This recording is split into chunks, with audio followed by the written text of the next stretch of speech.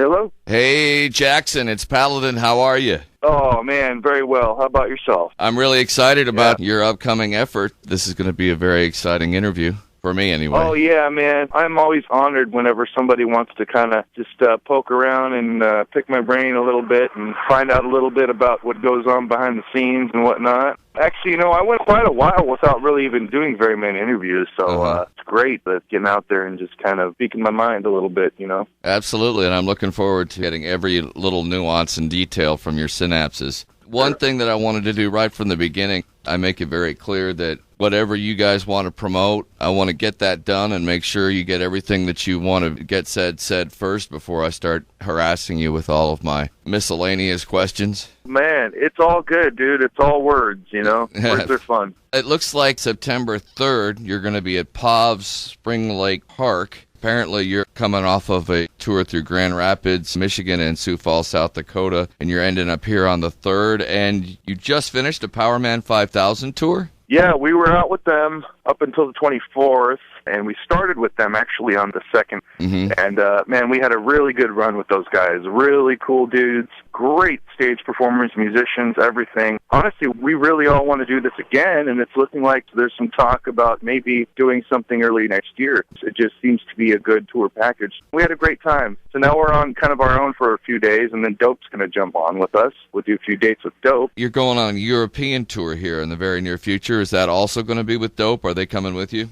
No, this is going to be a different package. This is going to be Soil headlining, and then American Head Charge will be direct support, and then we'll actually be going on before those two bands. And we've toured with them before in the States. And actually the lineup was kind of different. In the States, it was kind of, when we tour with Soil, usually it's kind of like a co-headliner type thing. They do so well in Europe and the UK that it makes more sense for us to open up for them, and the same thing with American Head Charge. Yeah, man, it's going to be a good time because we've toured with both of those bands before. We're all buddies. It's going to be good to get out, hang out with your friends, Yeah, absolutely. I'm sure the Powerman 5000 leg was pretty awesome. I've seen them perform one time, and I did not know that the lead singer was Rob Zombie's brother. Somebody had to tell me that later. I would have never been able to put that together. Well, yeah, it seems like that's the only comparison you can really draw between the two is the fact that they are brothers. But yeah, he's got his own thing going. It's got a sci-fi theme to it, but it's also got a lot more themes to it too. But it's really just a high-energy set. Those songs have a consistent, just constant thump of that bass drum just kicking at you the whole time. And, it's high energy from beginning to end, man. A great set, great music. Charismatic frontman, amazing performance. So I'm sure that was a pretty awesome experience for you. Dude, it was amazing. And you've been with them from the beginning, right? I'm just kind of leafing through the information here. It looks like Jared founded the band in Huntington Beach, and you were one of his first people to bring on board. Do I have that right? No, actually, the band was formed by Jared and Wes. Actually, was the original guitar player. Mark, the bass player, was with them from the beginning, too. BC, their original drummer, and then they brought in DJ Product. They got Chad Beneco, so the second guitar player. I didn't jump on board until 2003, 2004. So they had really established their momentum for quite a few years before I jumped on. There were some things going on in the band, and a couple of the guys went their separate ways and called me up and asked if I wanted to join. So been in the band for just over about 10 years or so. Yeah, that's pretty awesome, bro. And it looks like that 2003 album was the one that's been your biggest success to date.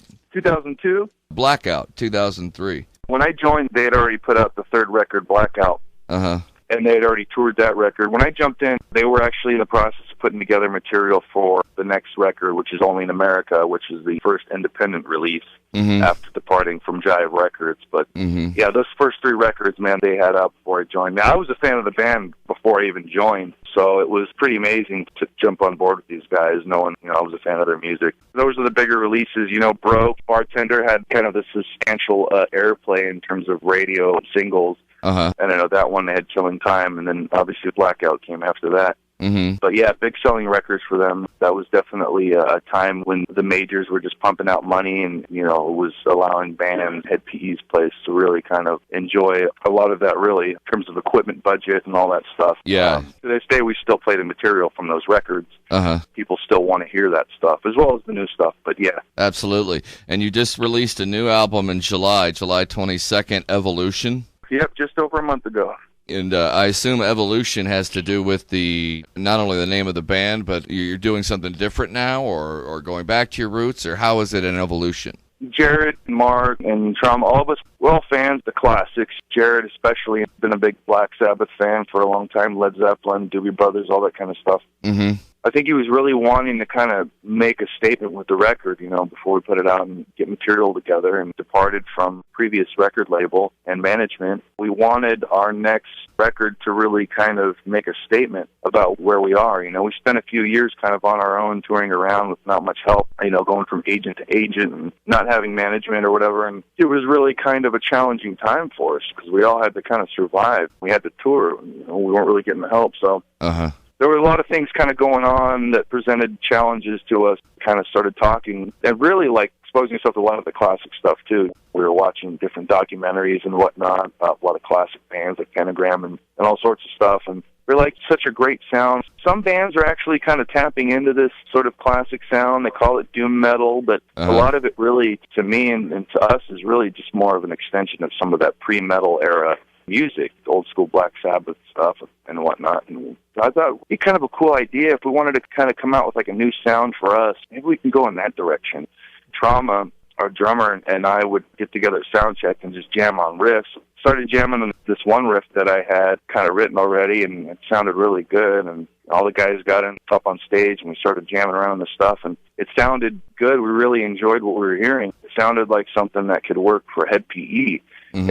And, more importantly, Jared heard it. He really was vibing with it. That's really the most important thing because he's the foundation of the band. And if he's not feeling it, then it's not going to happen. Yeah. He was really feeling it and really felt that he could do something great with it. So we went home, and I just started writing a whole bunch of music at home and writing demos. And I put together a demo set of probably about 10, 15 tracks or whatever, and sent them to Jared, and he liked what he heard. And it was amazing. Kind of went from there, and we started rearranging and putting stuff together, and we got the guys to record their parts over the demo stuff, and man, it really came together well. The evolution really does sort of defines the whole process. Really couldn't think of a better word to really define that part, because again, we were going through some major changes, man, and there were some challenges there on the road, and we all kind of went through a lot of stuff together, and it really does kind of, I think, really symbolize where we are as a band now. Does seem to be a trend now, going back to that classic sound from the Black Sabbath, the Zeppelins, pretty much the prime movers in the whole rock movement, the melodic, harmonic vocals and everything. It's an amazing thing to be doing, getting back to the basics and the classics. That's awesome. Seems to kind of happen every few years, always sort of this kind of realization that we've gone forward and we're kind of focusing on the future here, but we're kind of forgetting our past. And it seems like we're kind of in this, like you said, there's kind of this sort of realization of, wait a minute, okay, wait, we can do a lot more with less in terms of technical playing and just filling the track with just as many notes as possible, as opposed to just choosing the right notes. You know what I mean? Yeah. Focusing more on quality as opposed to quantity. Yeah, that is great to hear.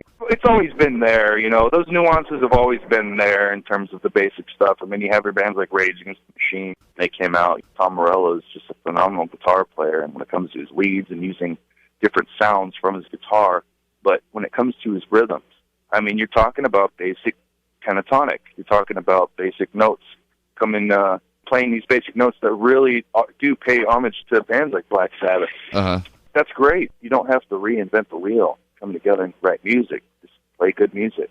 Absolutely. I got another question for you, and I'm sure you've been waiting for this. I'm fairly confident everybody has asked you this at one point in time, but the name, where it came from, what it means, and all that. I got a thing here that tells me allegedly what Jared was thinking, but I'd like to hear from you, what your perception is on that. Right. I can only offer what I've heard from the guys that were around during that time. Basically, what I get from it was there was a song that they had floating around at the time that was called Heavy Head. They wanted to use that as kind of the basis for their name. Originally wanted to call the band Head, but there were some guys at the label that kind of foresaw some possible problems. There was already another band called Head, and these names were being used for different things, and they wanted to avoid any sort of legal complications. So it was either change the name or alter it in some way, and so they ended up adding Planet Earth. That's pretty much how it happened. So Head PE, PE is for Planet Earth. Yeah, exactly. Awesome. So it's got the phonetic spelling on there, and it kind of provides somewhat of a unique sort of look, really. I remember seeing that logo back in '97 or something, going to shows. Yeah, that logo just stuck out amongst, a lot of the other bands that were coming up in Orange County. So glad they did. It is a unique name by looks and by sound. So that's pretty much what I gather from the story behind the inception of the name. I very much appreciate you spending a few minutes talking to me about that. I'm sure that question has been asked 1,000 times, and you've been very gracious to allow me to sort of have my way with you with questions. HeadPERocks.com for the website.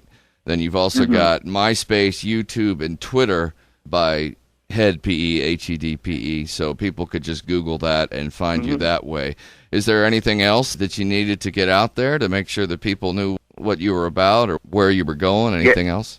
Yeah, they can also check out the Pavement Entertainment website, the record label website, and they have all sorts of information on there. They also keep track of the tour dates and the bios and all that stuff to keep people updated. But that, along with the Facebook and the website, really the best ways to kind of check out and see what's going on with us. Awesome. Well, fresh off of the 9th album, Evolution, that came out July 22nd, coming through town here in the Twin Cities, Pavs, Spring Lake Park on September 3rd. Very excited to see you guys in concert. Very happy that you spent a few moments with me chatting about all this. Oh, man, it's an honor. Thanks for having us. Oh, no problem. Forward to having another conversation with you on your next tour. Awesome, dude. Yeah, looking forward to it, man. Look forward to talking with you again. Awesome, man. Thanks so much. Have a great day. Thank you, brother. You too. All right, bye-bye. Let's take it. Bye. Hey, what's up, everybody? This is Jackson with Head PE. We're here with Paladin, Rockin 101, the rock station. Check it out.